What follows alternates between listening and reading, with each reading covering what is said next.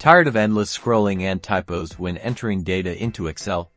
Today, we're unlocking the power of data entry forms to transform your spreadsheet experience. First, we need to tell Excel we want a data entry form. To do this, we'll access a hidden, but super useful, Excel tab, the Developer tab. If you don't see it, don't worry. We'll enable it. Go to File, then Options. In the Excel Options window, navigate to Customize ribbon on the left-hand side. On the right, under the main tabs, you'll see a checkbox for Developer. Make sure that's ticked, then click OK. See, there it is. Now, let's create our form first. Set up your column headers in the first row of your worksheet. These will become the labels for your form fields.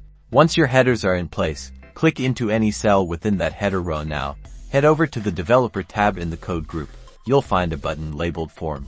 Clicking Form will instantly generate a data entry form based on your column headers. It's that simple. You can now type directly into the form fields. To add a new record, simply fill in the fields and click the New button. Watch as your data magically appears on the spreadsheet. Need to find existing data? Use the Find Next and Find Prev buttons to navigate your entries. And if you make a mistake, you can easily delete a record using the Delete button. This user-friendly interface significantly boosts accuracy and makes managing large datasets a breeze.